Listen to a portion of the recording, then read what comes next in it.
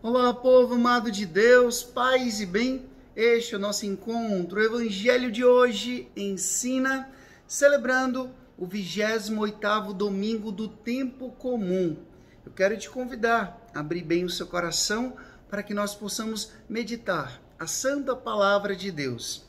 Abra sua Bíblia em Marcos capítulo 10, do versículo 17 até o versículo 28. Marcos 10, do versículo 17 até o versículo 28. O Senhor esteja convosco, Ele está no meio de nós.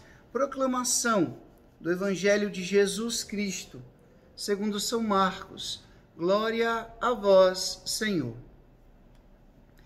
Naquele tempo, quando Jesus saiu a caminhar, veio alguém correndo, ajoelhou-se diante dele e perguntou: Bom mestre, que devo fazer para ganhar a vida eterna?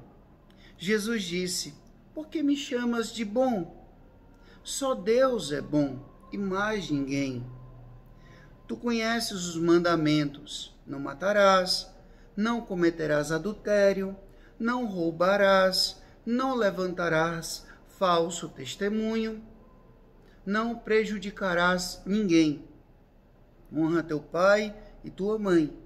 Ele respondeu: Mestre, tudo isso tenho observado desde a minha juventude. Jesus olhou para ele com amor e disse: Só uma coisa te falta. Vai, vende tudo o que tens e dá aos pobres, e terás um tesouro no céu. Depois vem e segue-me. Mas quando ele ouviu isso, ficou abatido e foi embora, cheio de tristeza, porque era muito rico. Jesus então olhou ao redor e disse aos discípulos: Como é difícil para os ricos entrar no reino de Deus.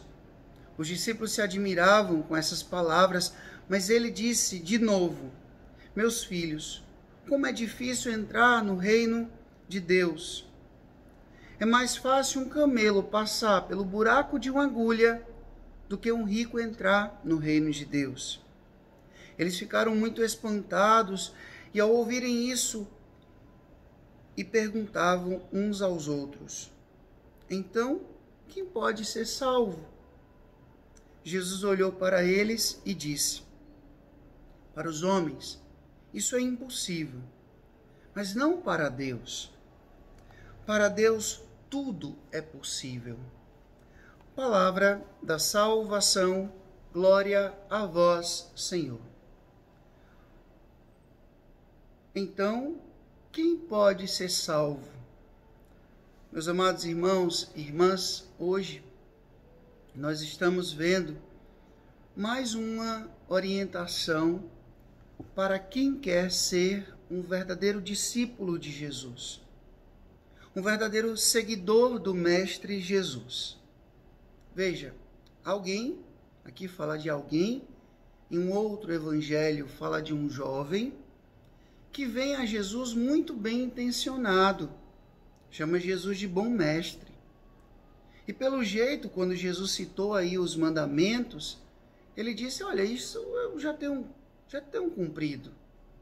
Ou seja, era uma pessoa já religiosa, era uma pessoa de coração bom, uma pessoa que já praticava e tentava buscar viver a religião, viver a lei. E aí Jesus diz aqui, esse detalhe faz toda a diferença. Olhou para ele com amor. Não foi com um ar de repreensão, um ar de correção. Foi com amor. Tá certo. Você já é bom, mas você pode ser melhor. E aí Jesus vai e diz: faça o seguinte, venda tudo que você tiver, dê aos pobres. Depois vem e segue-me. Sabe, gente, muitas vezes nós somos como esse alguém do Evangelho, muito bem intencionado. A gente quer o céu, a gente quer a vida eterna. A gente até já participa de alguma pastoral, de um grupo, de um movimento. Eu já sou religioso, eu já sou padre. Você talvez já é uma freira, já é um consagrado de uma comunidade.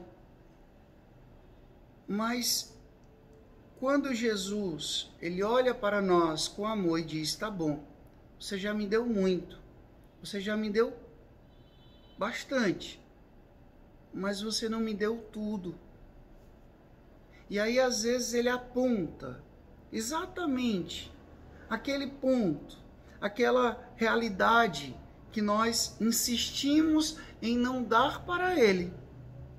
É como se a gente deixasse Jesus entrar até a sala, mas a gente não deixa ele ir lá no quarto, na nossa intimidade, no nosso particular. Não deixa ele ir na despensa, no quarto da bagunça. A gente permite que Jesus entre somente em alguns aspectos da nossa vida e não entregamos toda a vida a ele. E aqui está o apego. Quando Jesus diz, é muito difícil um rico entrar no reino dos céus, a gente precisa entender aqui que não se trata de uma riqueza somente financeira, também. Uma riqueza material, também. Mas às vezes nós tomamos posse até de pessoas, de sentimentos, de cargos, de status. A gente não quer abrir mão e a gente se apega àquilo e coloca aquilo no lugar de Deus. Veja, para que eu possa ser um verdadeiro discípulo de Jesus, eu preciso ter um coração aberto, eu preciso ter um coração desapegado, eu preciso ter um coração livre de qualquer outro Deus que não seja o verdadeiro Deus, que é nosso Senhor Jesus Cristo. O que é idolatria? É quando eu coloco alguém no lugar de Deus. E às vezes, esse alguém ou esse algo é exatamente o que me faz ser ganancioso, é o que me faz ser avarento, é o que me faz ser rico. Eu conheço tantas pessoas que têm um grande poder aquisitivo, que moram em lugares bem posicionados da cidade, que pertencem a famílias ricas, que têm muita condição financeira e que têm um coração tão pobre, tão simples, tão desapegado, que muitas vezes uma pessoa que realmente é pobre financeiramente não tem. Por quê? Porque às vezes é orgulhoso, é avarento, é apegado ao pouco que tem, mas é apegado, não é capaz de abrir mão.